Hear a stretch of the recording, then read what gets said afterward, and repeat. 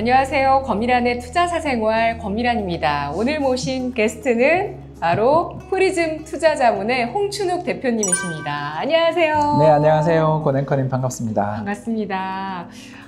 우리 홍춘욱 대표님께서는 이코노미스트에서 유튜버, 작가, 또 이 투자자문 대표님까지 모든 것에 다 섭렵하고 계시는 이 시대에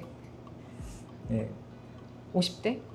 시대인가라는 생각이 드는데 네. 바쁘게 살고 있습니다. 어떤 이름이 제일 마음에 드세요? 어떤 게 제일 나랑 맞는다는 생각이 드세요? 이제 예전에는 홍 박사였는데 네. 요새는 홍 대표? 네.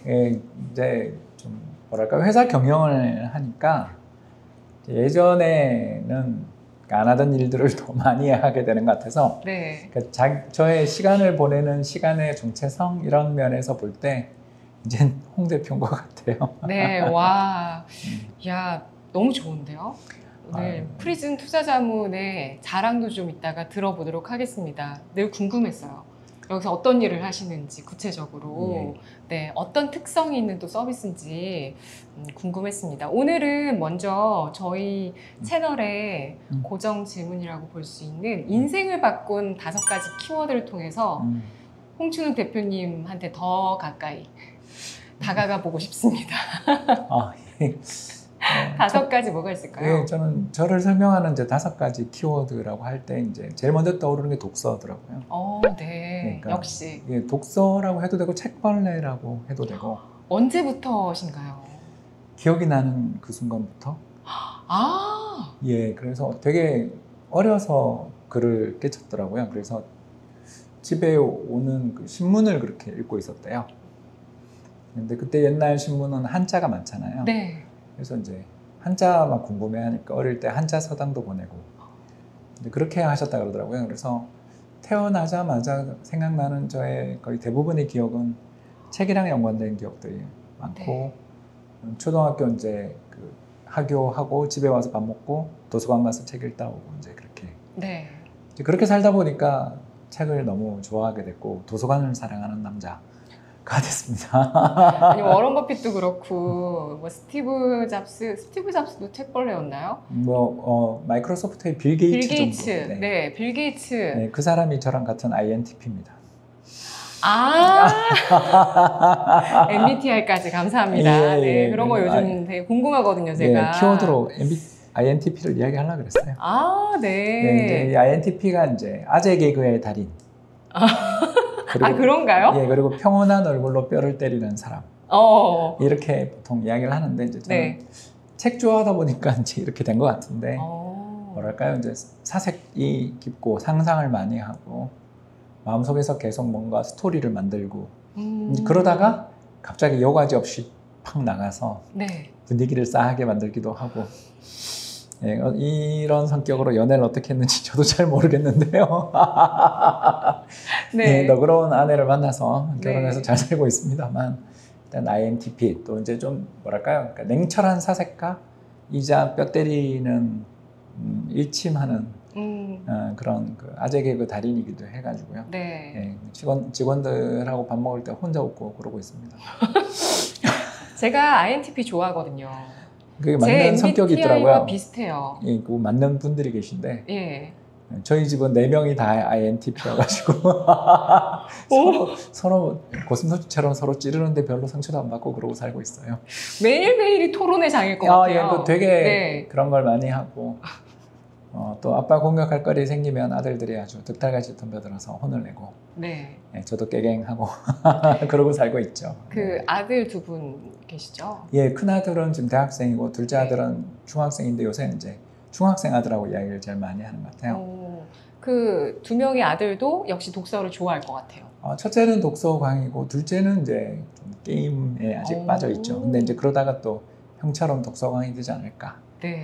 그렇게 생각하고요. 이제 저희 키워드 3번째는 뭐 당연하게 이제 작가겠죠. 작가라는 타이틀을 갖게 된 게 이제 2002년에 처음 책을 썼으니까 벌써 22년 됐고요. 그 사이에 이제 석사 논문, 박사 논문까지 하고 연구 활동까지 하면 거의 대략 합쳐보니까 제가 책하고 논문 그리고 그 각종 여러 가지 뭐라고 하나요? 감수, 번역, 네. 공저까지 하면 한 4, 50권 쓴 것 같아요. 그래서 대략 이제 1년에 2권씩 쓰고 있는. 네. 예, 그래서 또 이제 책벌레이자 작가로 또 살고 있는 것 같고요. 네. 이제 네 번째는 대표. 네. 네, 어떻게 하다가 이제 회사를 지금 3년째 경영하고 있는데요. 어. 처음에 2년은 사실 월급쟁이여서 마음이 편했는데 인수하고 작년 말에 이제 인수했는데 인수하고 이제 지옥이 시작됐다가 요새는 조금 풀렸습니다. 그래서 제가 INTP가 사업을 한다라는 거에 대해서 일단 저도 말이 안 된다고 생각하고요. 빌 게이츠도 한다면서요. 네, 뭐 빌 게이츠야 이제 제가 봐서는 다른 사람을 좀 이렇게 갈궜던 것 같고요. 제가 봐서는 이제 빌 게이츠는 이렇게 하러 다녔고 분명히 그 대표님은 얘 이것도 하고, 안에서 안에서 살림하는 하고. 사람이 분명히 있었을 것이다. 대표님은 지금 다 하시는 거네요. 1인 다역을. 근데 이제 집에서는 뭐 어떤 회사에서는 네. 요즘 좀 점수가 별로 안 좋죠. 그래서 회사가 안정화가 됐는데도요? 안정화가 지난 연초 연말에 비해 안정화라는 뜻이죠. 이제 항상 네. 행복은 상대적인 거잖아요. 그렇죠. 그때가 이제 너무 힘들었기 때문에 네. 나 이러다가 얼마 못 살겠다 싶을 정도로 스트레스도 받고 그랬었는데 그래도 좀 이제 살아나서 그렇게 하고 있고요. 이제 마지막 저를 설명하는 문구는 네. 좀 다들 들으시면서 뭐야 이러실 텐데 국민연금? 네. 거기 국민연금 가서 보낸 시간은 한 3년밖에 안 되는데 오, 예, 짧으시네요. 짧아요. 예, 짧아요. 제가 더 이상은 못 다니겠더라고요. 예, 제가 이제 뭐랄까요, 이제 공무원 조직 또는 네. 대관해서 여러 가지 일을 해야 되는 정부랑 일을 해야 되는 그런 업무는 제가 안 맞더라고요. 좀 자유로운 영혼이 거기 가가지고 별로 자유롭지 않고 불행하게 살다가 나왔고요. 근데 이제 국민연금에서 많이 배운 게 일단 그 국민연금에 있는 동안은 책을 못 쓰고 강의도 못 다니니까 얌전히 앉아서 공부만 할 수 있는. 그래서 제 입장에서는 2011년 박사 논문 쓴 것도 중요했지만 12년부터 시작해서 한 2015, 16년까지 국민연금에서 열심히 공부하고 거기서 뭔가 제가 고민을 많이 했던 게 그 뒤에 이제 돈의 역사 같은 책도 쓰고 지금 또 프리즘 같은 이런 사업을 구상하는 네. 아이디어도 거기서 얻고 그래서 네. 뭐 별로 3년 남짓간인 주제에 국민연금 누가 욕하면 막 빠직해가지고 거기가 얼마나 잘하는데 막 그러고 괜히 이제 대리로 화도 내고 그래서 저희 정체성 저를 만든 여러 일들 중에 하나가 아닌가 생각해 봅니다. 맞습니다. 그 국민연금에 다니셨던 그 시간 동안 뭐 여러 공부 그리고 지금 프리즘 투자자문이라는 것도 결국에는 어떤 개인연금 솔루션을 제공하는 그렇죠. 곳이잖아요. 개인연금이나 퇴직연금 솔루션을 제공하는데 네. 그냥 저희는 그 캐치프레이즈예요. 그러니까 저희 상표라고 하나? 네. 국민연금 따라 투자입니다. 국민연금이 너무 운용을 잘하니까 그 국민연금을 따라서 투자하는 회사. 국민연금의 투자 스타일을 모방하는 회사. 네. 그게 저희의 정체성입니다. 국민연금도 들고 프리즘 투자자문도 할 필요가 있을까요, 그러면? 그렇죠. 국민연금이 용돈연금이니까. 이제 문제가 네.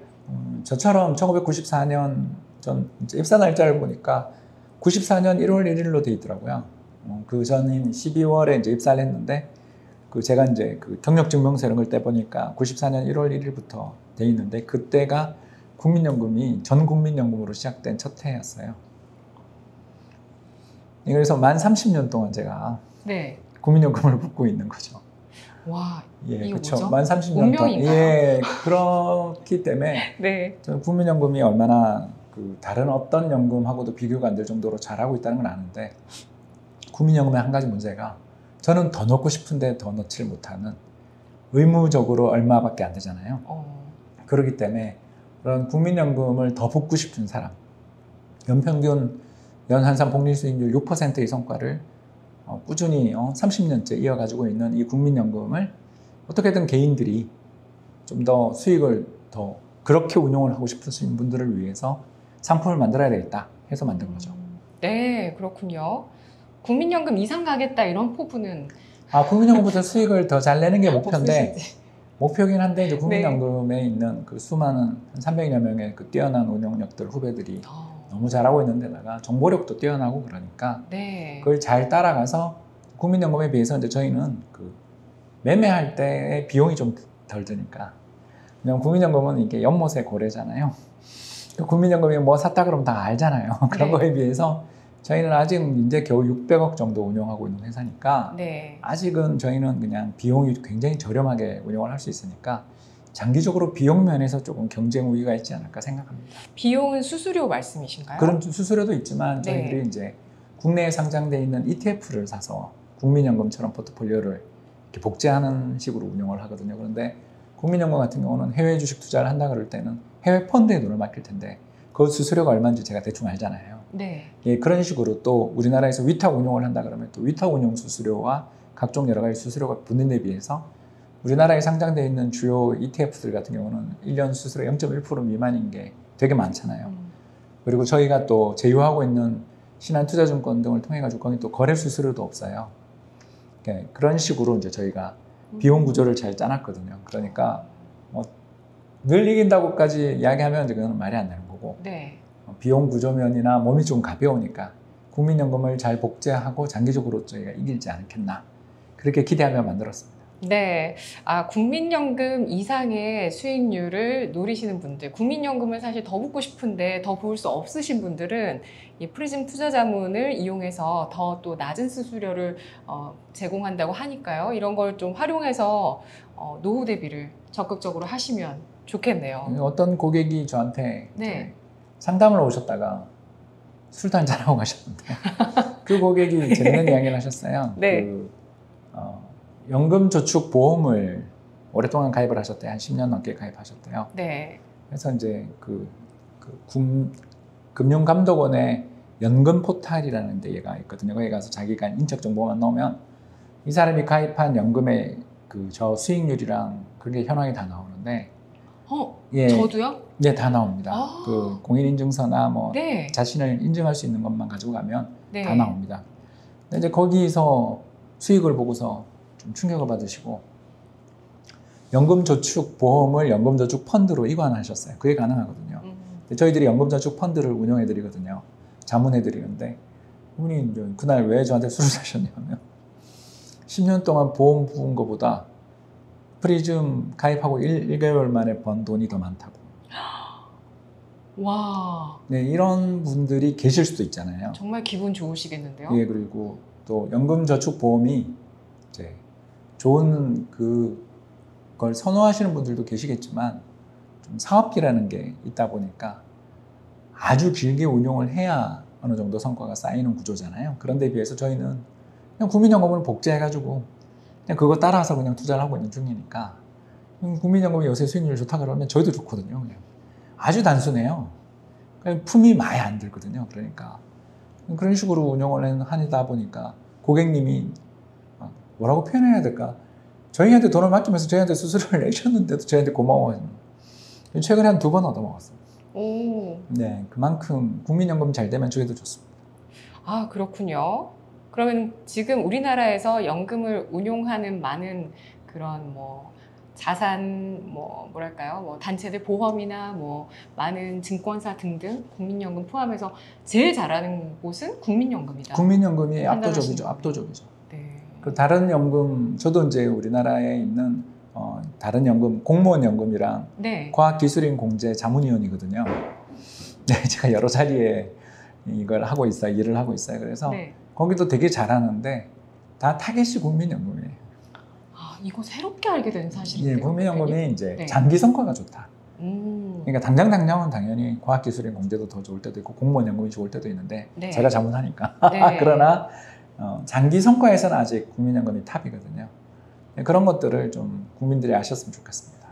네, 대표님은 그럼 정말 지금 이런 많은 공부와 또 글쓰기, 저작 활동들 그리고 유튜브 통해서도 말씀까지도 잘하시니까요. 글도 잘 쓰시는데 말씀까지 잘하시는 분들이 사실 흔치 않은데 말씀도 잘하시고 유튜브 통해서 정말 많은 해안들을 전해주고 계시거든요. 그러면서 이런 분께서는 과연 어떤 자산에 좀 더 포인트를 두고 비중을 싣고 투자를 하실까? 이게 정말 궁금했거든요.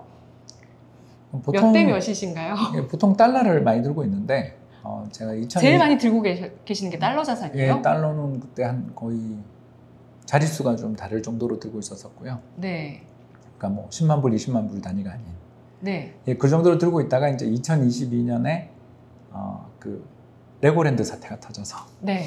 우리나라 망한다고 난리 한번 났잖아요. 그때 환율이 달러에 대한 1달러에 대한 원화 환율이 1,450원 정도 갔을 때 그걸 다 팔아서 집을 샀어요. 집이 원래 있지 않으세요? 예, 있는데 하나 더 샀죠. 다주택이라고. 아니요, 이제 토지거래 허가구역이어서 기존에 있던 집은 팔고, 그러니까 싸게 팔고 싸게 샀죠.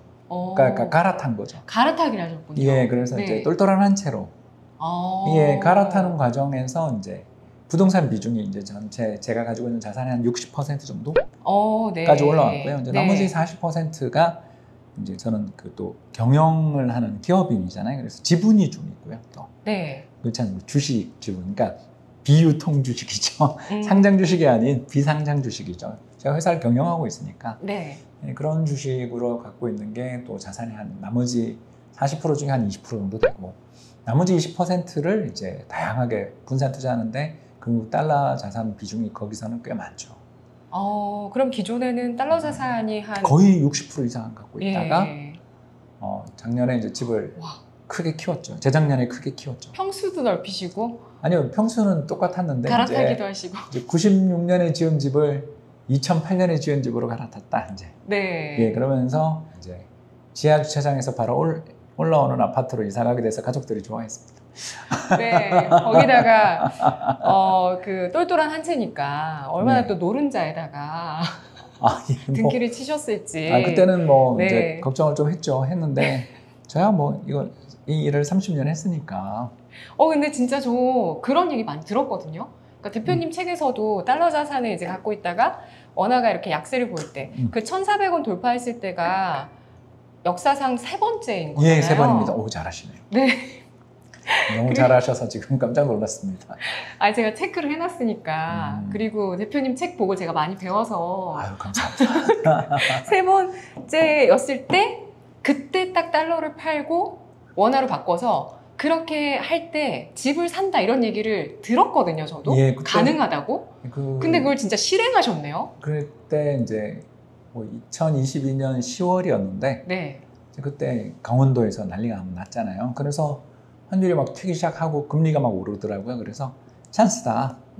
그래서 이제 달러를 팔기 시작했는데 1,400원에도 팔고 1,450원에도 팔고 다시 1,430원에도 이렇게 해서 이제 몇십만 불씩 계속 팔았죠. 네. 팔아서 이제 돈을 들고 있으니까 네. 사고 싶잖아요. 그래서 채권을 사도 그때 큰 돈을 벌었을 거고 왜냐하면 한전채 뭐 이런 거 5% 6% 했으니까 네. 지금 3%잖아요.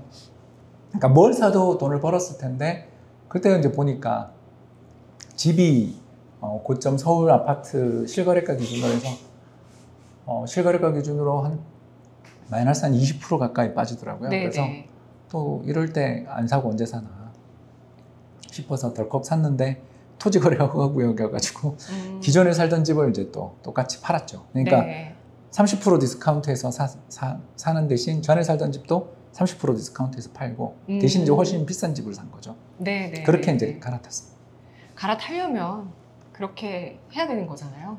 왜냐면 매도할 때 저만 욕심을 싸게 살 수는 없잖아요. 네. 그래서 제가 전에 살던 집도 이제 물론 이제 사탕 가격보다 비싸게 팔았지만 네. 싸게 팔고 그렇게 하니까 금방 또 팔리더라고요.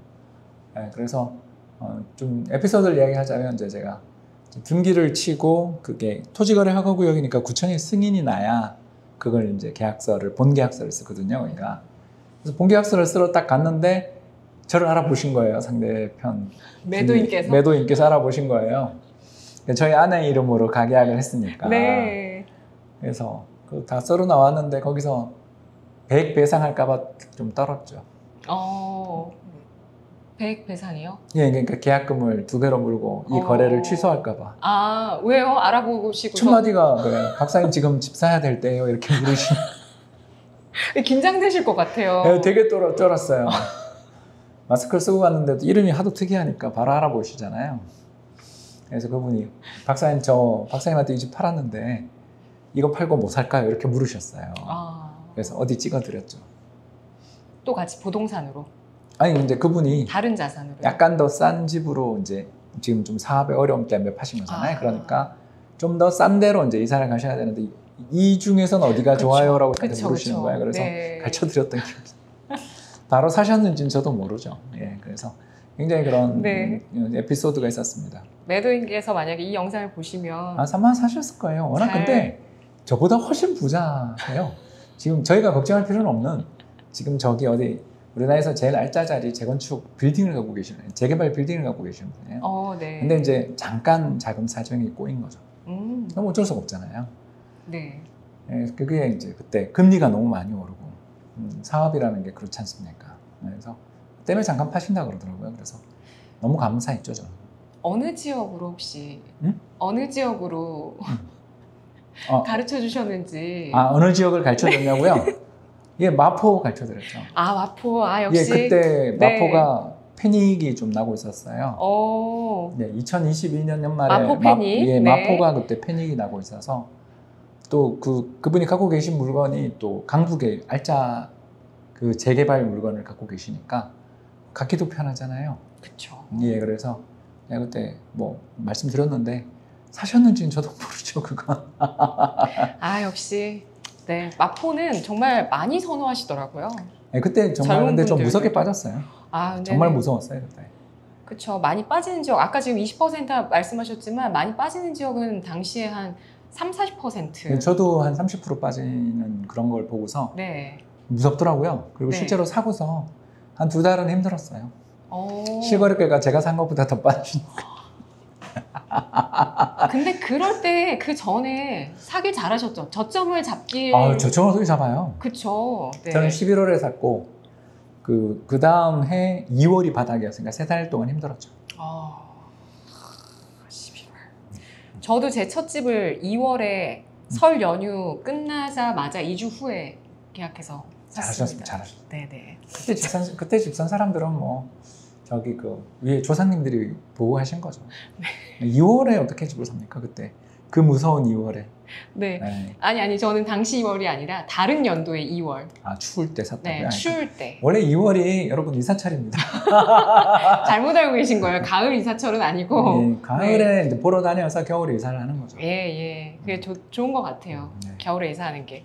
그렇습니다. 이렇게 5가지 키워드를 알아봤고요. 오늘 대표님을 모시고 또 이대로 이야기 끝낼 순 없죠.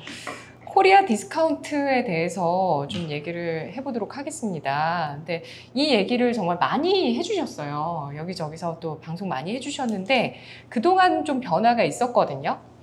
코리아 디스카운트의 원인 그리고 그 해소를 위한 그 핵심 3가지 뭐라고 봐야 될까요? 저는 우리나라가 이제 이렇게 코리아 디스카운트가 심각한 지경에 이르게 됐던 이유가 3가지라고 보는데 첫 번째는 이제 1974년 그 상장하기 싫어하는 기업들을 강제로 상장시켰거든요. 그러면서 이제 정부가 어느 정도의 암묵적인 약속을 한 게 대신 너네 경영권은 안 뺏기게 우리가 좀 지켜줄게. 이런 식으로 보상이 이루어진 과정에서 특히 1997년 미도파 M&A 때 그 정부가 암묵적으로 개입해가지고 그 사실상 성공적인 M&A로 끝날 걸 무산시켰던 적이 있었거든요. 그 이후 우리나라에서 어떤 기업이 내재 가치에 대비해서 굉장히 싸게 거래되면 액티비스트들, 그 이제 적극적인 행동주의 펀드들이 와가지고 그 회사의 경영권을 빼앗고 그리고 그 회사를 적정 가치로 만들어서 팔고 이런 칼 아이칸 같은 사람들이 우리나라에 등장을 해야 되는데 지금까지 한 번도 이긴 적이 없어요. 그러니까 적대적 M&A가 한 번도 성공한 적이 없어요. 네. 예, 이런 과정에서 이제 최대 주주 또는 오너의 그 어마어마한 파워가 생긴 거죠. 여기다 이제 더 나가서 이렇게 어마어마한 파워를 가지고 있는 입장에서 자기 회사인데 자기 회사에 있는 뜨내기 그 주주들한테 뭐하러 보상을 해줘요? 내 건데. 그러니까 회사에다가 돈을 자꾸 쟁여만 두죠. 그래서 어떤 일이 벌어지냐면 이제 배당이 엄청나게 낮아요. 그래서 우리나라가 세계에서 가장 배당 수익률이 낮은 나라에 속하거든요. 그러니까 금리가 높으나 낮으나 상관없이 지난 24년 동안 내내 1%대. 그러니까 뭐 너무 끔찍하죠. 기업들이 그렇게 돈은 상장해가지고 주주들한테 증자를 해가지고 끌어가는데 그 돈을 이제 자기들이 회사에만 쟁여다 두고 자기가 마음대로 쓰는 거죠. 그걸 저희들이 이제 엠파이어 빌딩, 제국 건설이라고 부르고 오너를 위한 제국을 건설하는 이런 일들이 이제 벌어진 겁니다. 여기 이제 마지막 또 세 번째 문제가 또 하나 되는 게 우리나라의 상속세율이 30억 이상 50%잖아요. 거기다가 이제 경영권을 가지고 있는 주요 주주는 거기다가 또 그 할증을 시켜서 60% 네. 이상의 그걸 내야 됩니다. 그러니까 이 사람들 입장에서 주가를 떨어뜨리는 게 유리하거든요. 왜냐하면 상속세를 적게 내니까. 그리고 시끄러운 주주들 쫓아버릴 수도 있고. 그러니까 거의 거래 안 되는 주식을 만들어 버리는 게 제일 유리할 수 있는 거죠. 그래서 우리나라는 상속이 진행 중인 기업은 건드리지 말라는, 그래서 가치 투자자의 무덤이 된 거죠, 우리나라가. 왜냐하면 너무너무 이 회사가 가진 현금이 많고 배당을 할 여력도 있는데 주가는 싸게 거래돼요. 그러면 좀 우리가 사잖아요. 사는데 그 대주주가 그런 거야. 나 이거 상속 때문에 주가 더 떨어뜨릴 거니까 빨리 팔고 나가라고. 그런 신호들을 주기 시작하는 거죠.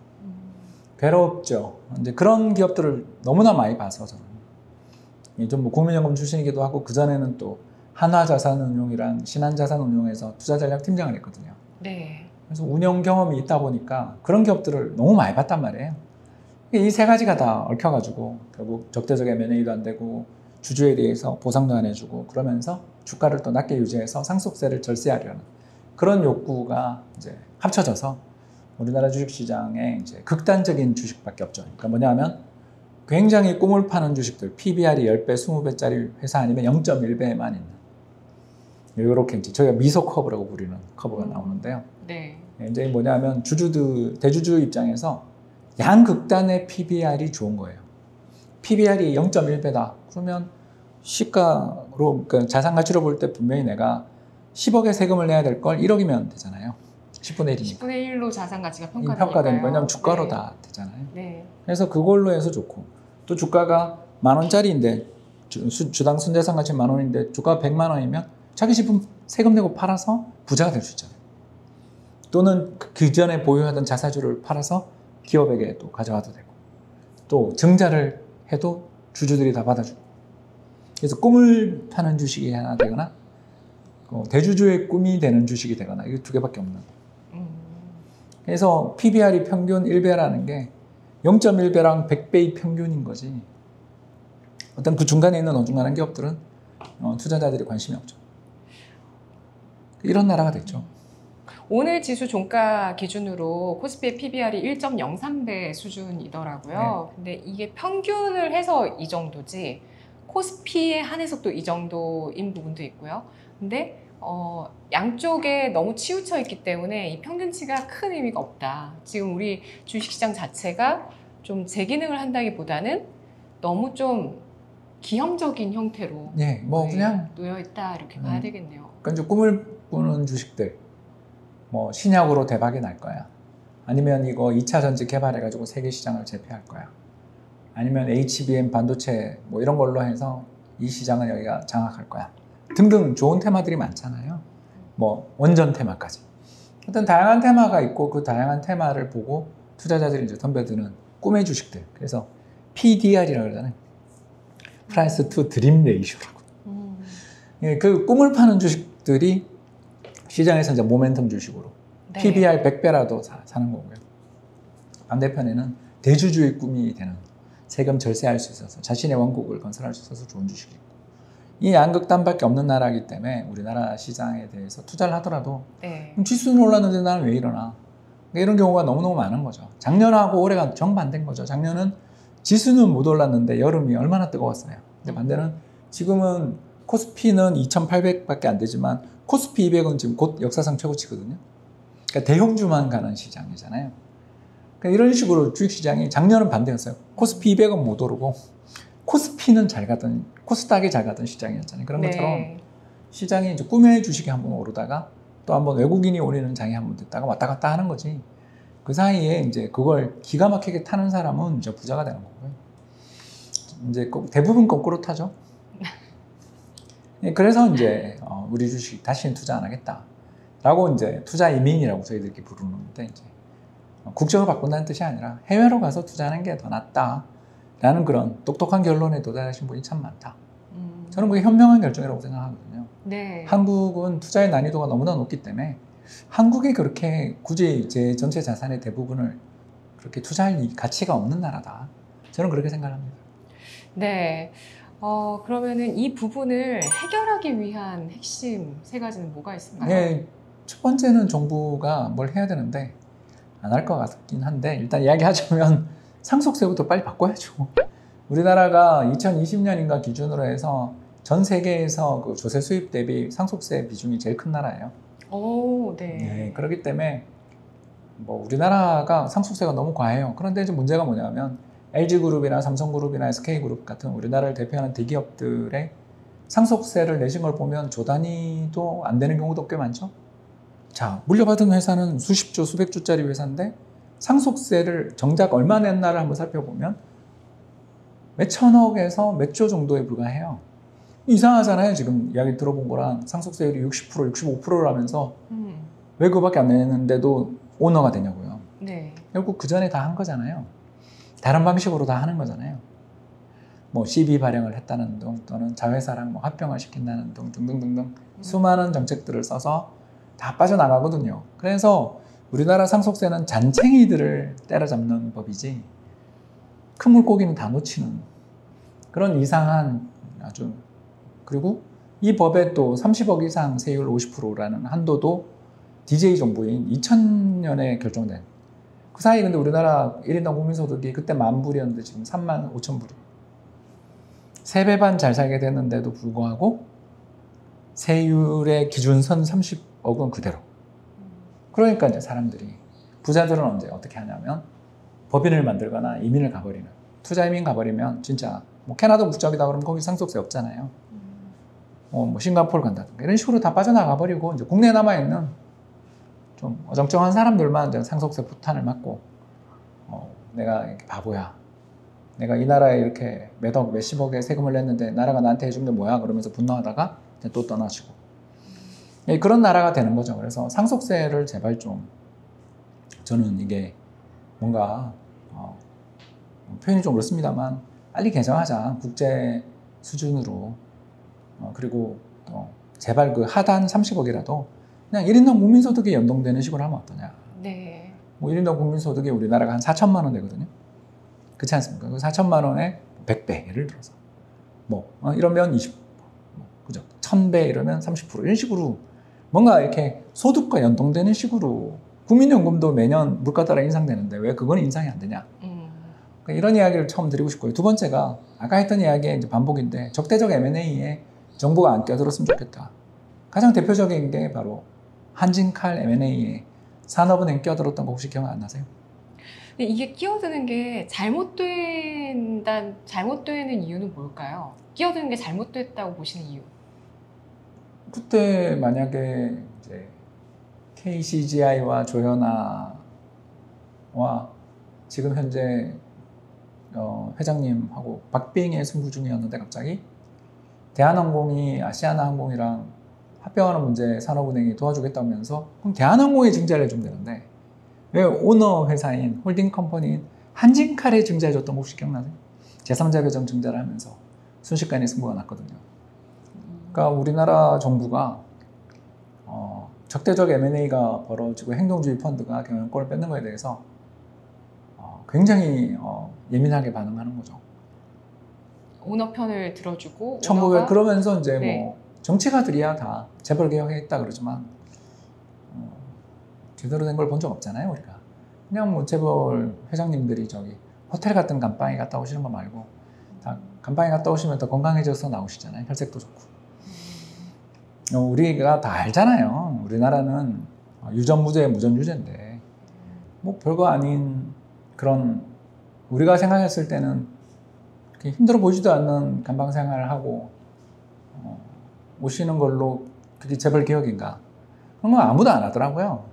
그래서 그러면서 정작 정권이 바뀌든 누가 되든 일관되게 재벌 편을 들잖아요. 그 결정적인 비딩에서는 국민연금이 뭐 예를 들어서 찬성표를 던지고 산업은행이 증자를 해주고 이게 박근혜 정부랑 문재인 정부 때 벌어진 이유거든요. 정부가 바뀌어도 재벌 편드는 건 바뀌지 않아요. 명분이 조금씩 달라질 뿐이지. 뭐 외국인이 우리나라 기업을 빼앗아간다. 투기 세력이 경영의 안정성을 떨어뜨린다. 합병을 위해서는 경영권의 안정이 필요하다. 주어는 없어요. 아무튼 뭐 그런 이야기를 하면서 다 재벌 편만 들어주는 거죠. 그래서 우리나라가 기울어지는 농장인 거죠. 그리고 마지막 이제 세 번째를 좀 말씀드리고 싶은 게 이번에 이제 금투세도 도입되고 그러는데 이게 이제 장기 투자한 사람들에 대해서 혜택이 없어요. 손익통산 5년 정도 말고 그러니까 오랫동안 보유하면 이익이 많이 늘잖아요. 이익이 많이 늘수록 손해거든요. 이 세금이 특히 3억 이상 이익이 나면 27%까지 세금을 떼야 돼요.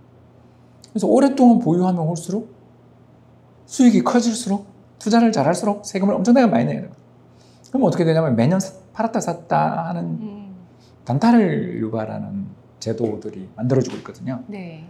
이런 것들을 생각해 보면 이게 이제 지금 이 만드는 금투세라는 제도가 결국 저는 증권사한테 좋은 법이지 투자자한테 좋은 법인가?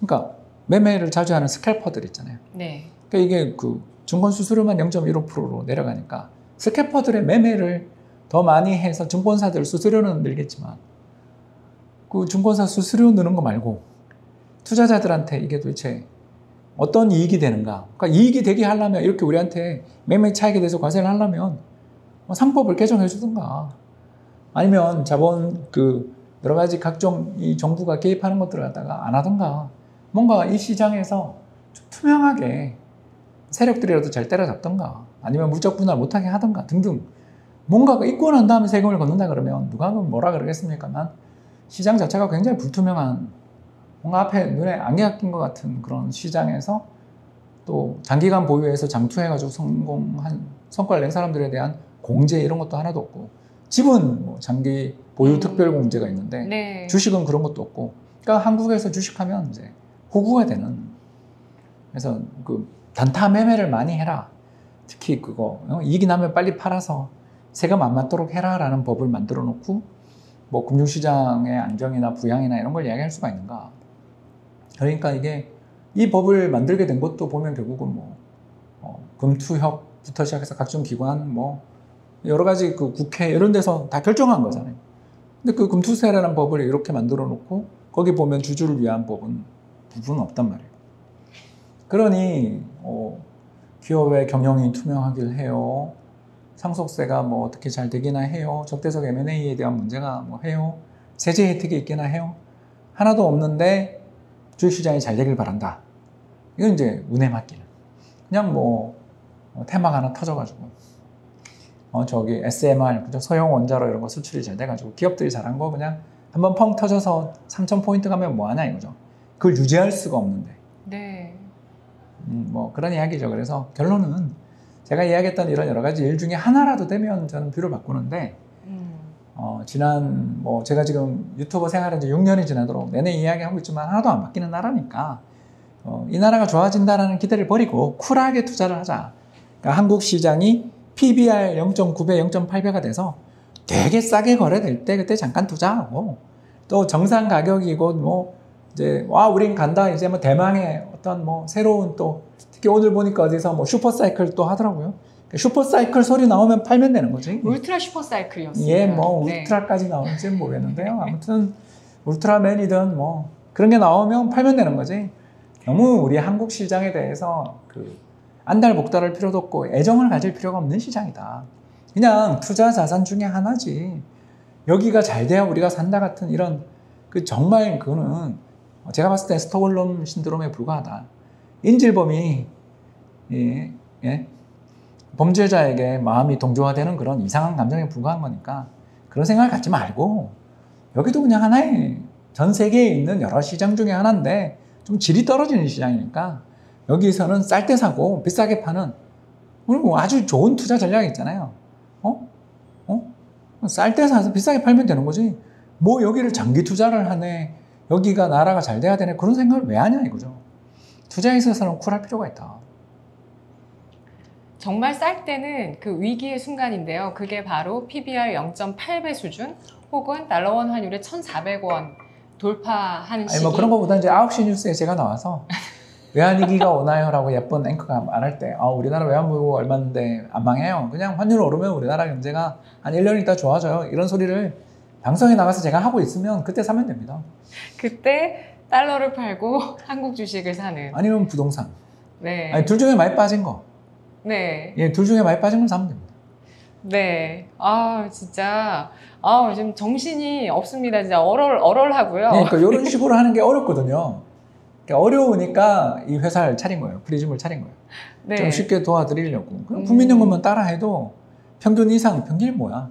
우리나라 개인연금, 퇴직연금 지난 10년 수익률이 1.3인가 1.8인가 그렇거든요. 네. 같은 기간 국민연금은 한 6% 나오잖아요.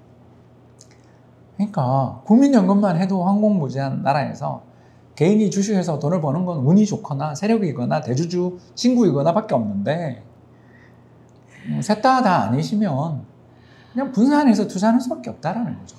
진짜 그 한마디 한마디가 너무 매운맛이고요. 너무 맞는 말씀을 해주셔서. 아니 제가 뭐 6년째 하는 이야기입니다. 증권사 리서치 팀장 하다가 그만두고 제가 뭐 자문사 이거 차린 이유도 남이 이걸 좀 국민연금 따라 투자해 주는 걸 만들었으면 하고서 이렇게 기웃기웃하다가 아무도 안 만들어줘서 제가 만든 거고요. 네. 그리고 또 이것도 회사도 한 2년 경영하다가 또 없어질 것 같아서 이거 내 거라도 잘 운영해야지 하면서 산 거고요. 뭐 제가 어떤 계획을 가지고 이렇게 살면서 이걸 하게 된 게 아니고요. 그냥 그럼 그 아주 유명한 있잖아요. 답답하면 니들이 뛰든가 라고 말한 그 유명한 축구 선수 있잖아요. 뛰다 보니까 여기까지 네, 저도 가셨네요. 이렇게 된 거죠. 뭐 제가 울컥해가지고 뭐 두고 보자. 내가 더 잘한다 하다가 이렇게 왔어요. 네. 그래서 또 투자자금도 600억이나 이렇게 운용자산도 모이고 해가지고 네. 이제 숨통은 좀 튀었는데 잘 부탁드립니다. 아니 지금 그 정부 차원에서 뭐 밸류업 프로그램에 대해서 또 시행을 계속 해나가고 그리고 우리 그 금융이 정말 기회의 사다리가 돼야 된다. 상생을 위한 금융이 돼야 되기 때문에 이 금융, 주식, 투자 이런 것에 대한 것들을 우리 국민들이 잘 해나갈 수 있게끔 그 운동장을 잘 만들어줘야 된다. 이런 말씀들을 하셨거든요. 네, 그럼 빨리 일본처럼 ISA 제도나 개편했으면 좋겠어요. 저는 네. 쇼미더머니예요. 일단 뭐 네. 제도를 그리고 우리가 투자할 수 있는 제도를 만들어주지 않고 말로만 그래봐야 그게 무슨 의미가 있어요? 그 말씀하신 제도는 그냥 법 제정 필요 없이 없죠. 할 수 있는 거죠. 예. 일본이 어떻게 하고 있냐면 연 우리나라 돈으로 한 2천만 원 정도 되는 돈을 ISA 계좌에 넣어서 무한히 넣을 수 있습니다. 우리는 1억까지 한도잖아요. 네. 근데 거기는 무제한이에요. 평생 넣을 연의 수 있어요. 한도만 있고 무제한. 예, 그래서 20년 넣으면 4억이고. 그래서 일본에 유학 가 있는 제 아들도 가입이 가능하더라고요. 외국인도. 오. 예, 그걸 NISA라고 부르는데 네. NISA. 그러니까 ISA의 앞에 New가 붙은 거죠. 네. 우리나라도 얼마든지 할 수 있잖아요. 금투세 도입해서 다들 황당해 하잖아요. 그런 사람들한테 한도 좀 풀어주면 되잖아요. 또 부유하신 분들, 세금 내느라고 애국하시는 분들 있잖아요. 금융종합과세 두들겨 맞으신 분들, 그런 분들도 가입할 수 있게 해주고. 네. 다 언론에 보도는 됐어요, 한다고. 네. 근데 왜 안 하냐고요. 너무 그러니까 뜸을 들이는 예, 쇼미더머니. 네. 선거용으로만 이야기하지 마시고요. 양쪽 다 똑같아요. 역대 정부들은 다 이거 뭐 확대해 준다 그러고서 이거 세수 결손이 어떻고 저떻고 하면 안 하잖아요. 근데 올해 이제 드디어 기업들이 이익도 많이 나니까 내년에는 세수 결손 아니라 흑자 날 테니까 네. 이렇게 기업들이 돈 잘 벌 때 주가도 오를 때 좀 합시다.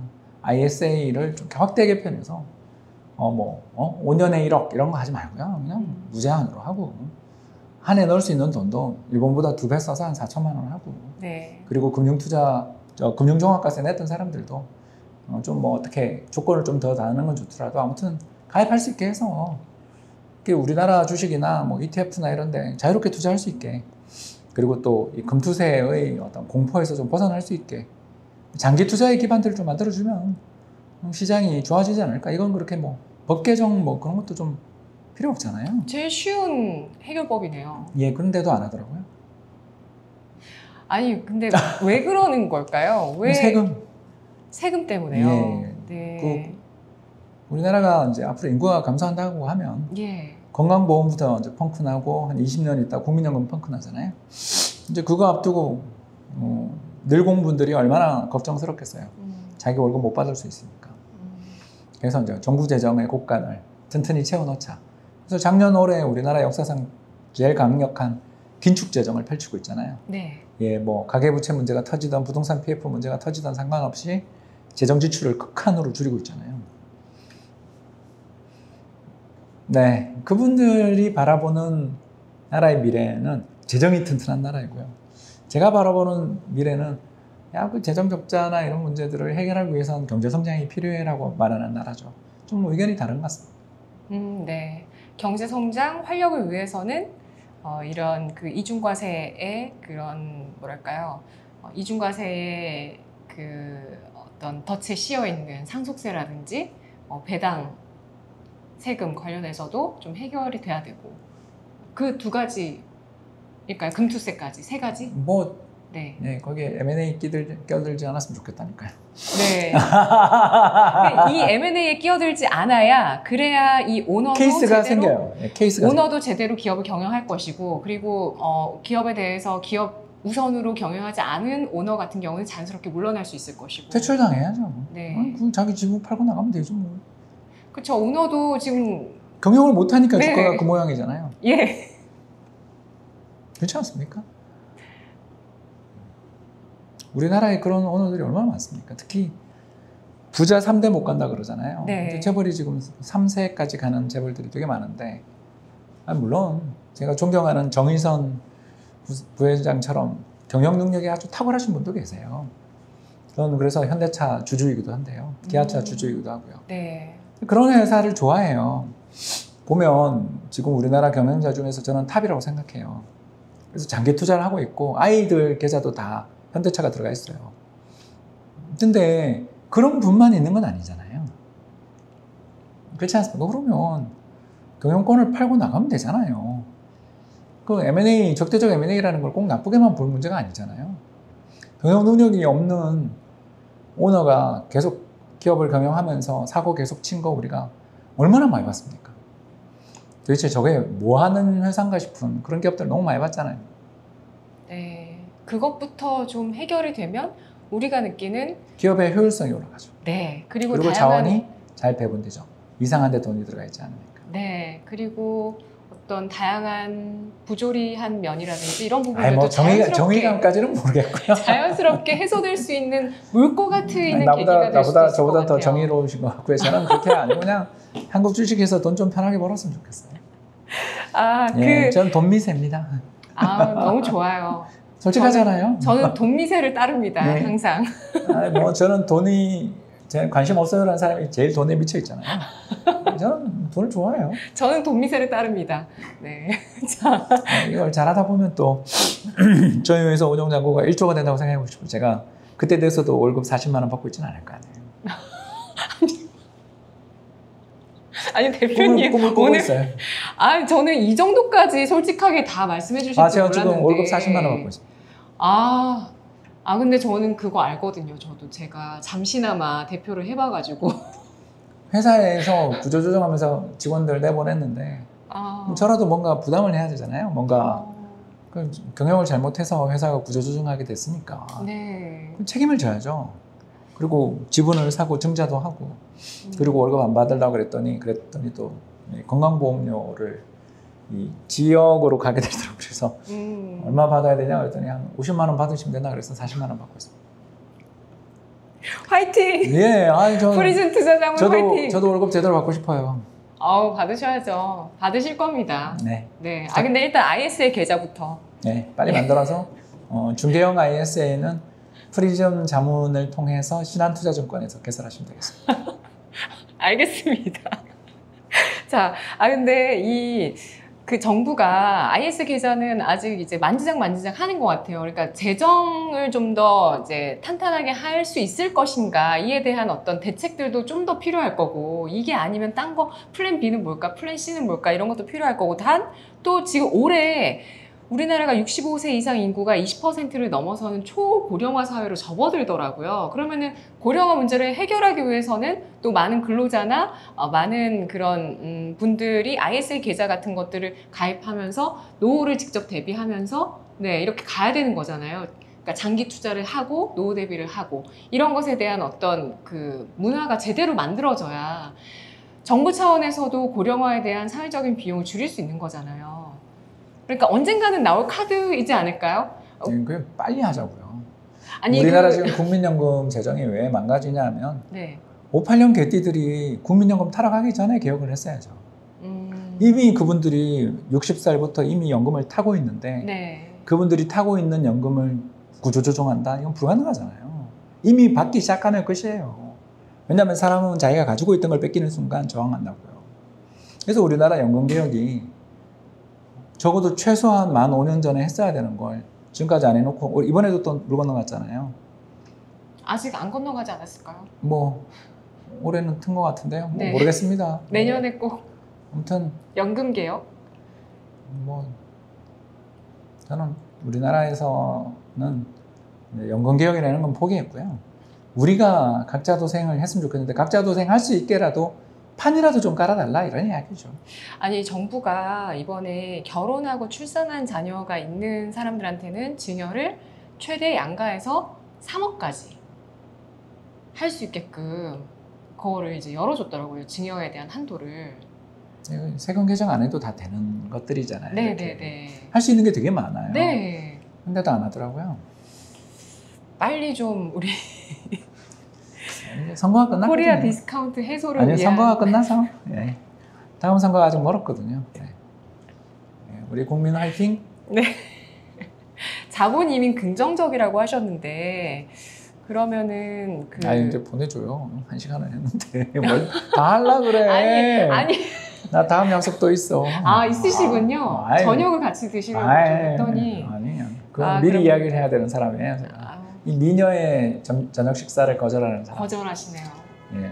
월급은 40만 원 받으시지만 너무나 바쁘신 우리 대표님. 제 개인 법인에서 카드를 쓰고 있습니다. 제가 여러 회사를 갖고 있습니다. 자, 그러면은 짧게 질문 2가지 드릴게요.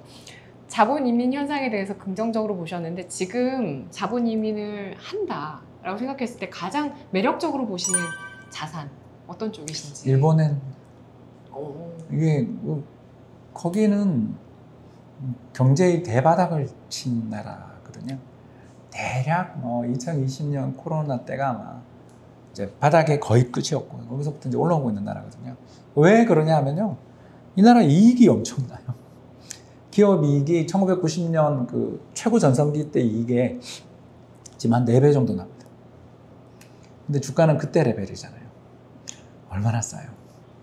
그런데 엔화 가치는 역사상 최저 레벨. 저 사실 엔화 투자하신 분들 계속 아직 바닥이어서 조금 사실 속으로 아니 그건 이제 저랑 성향이 다르니까.